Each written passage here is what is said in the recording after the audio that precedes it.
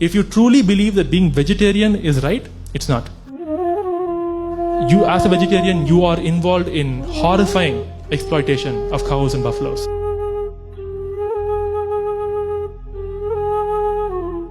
It's not what they show on TV. It's not what they show in the advertisements.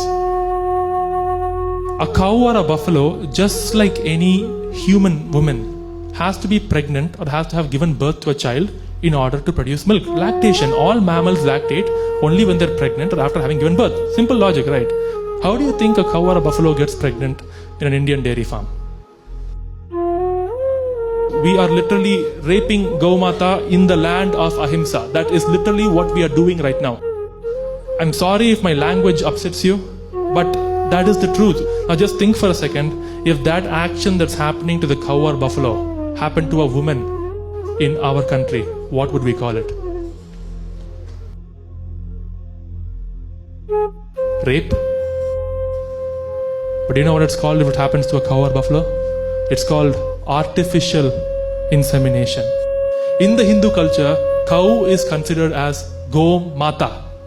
She is considered as Kamadhenu. She is the most divine, supreme of all. In fact, it is said that all the gods live inside her body.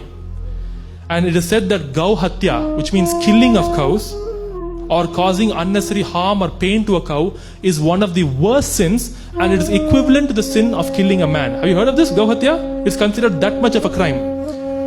So now tell me, if this is not Gau Hatya, what is it?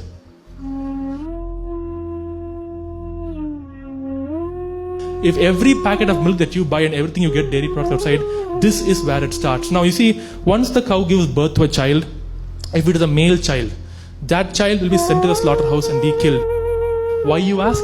Because just like a male chick in the egg industry, a male calf cannot give milk. So it's of no use to the dairy industry. These calves are all killed and they're turned into leather shoes, belts, jackets and purses. In case the child born is a female, she will not be allowed to drink her mom's milk. So the calf is immediately taken away, tied up, while all of her milk that belongs to her is taken, put into packets and sold to us.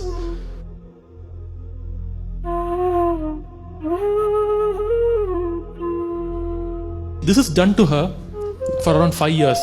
Every single year, she is made pregnant. Every single year, her baby is taken away. Every single day, she is injected and she is milked. When this happens to her for 5 years, after one point, she just gives up. Her mind and body cannot function anymore. And when she is no longer profitable to be used for milk, she is sold to the slaughterhouse for beef. I repeat, every single cow and buffalo in this country who is raised for milk is sold for beef. And I'll prove it to you right now. Did you know that India happens to be the second largest producer of milk on earth? And India is also the second largest exporter of beef on earth. It's not a coincidence. Because as I said, every single cow raised for milk is eventually killed for beef. Which is why I say to my audience when I talk to them, even after knowing all of this and hearing all of this, if you still want to continue drinking milk, please eat beef. For the cow, it makes zero difference. For you, you might say, no, that's disgusting. But yeah, maybe for you. For the cow, for her, no difference, because she existed into this world for the demand of milk, and she finally dies to the demand of beef.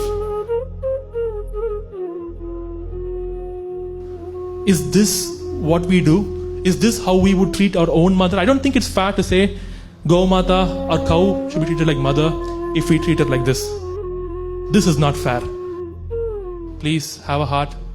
Have an open mind. Thank you for listening. Do think about the animals and what's happening to them. And please consider going vegan. Thank you.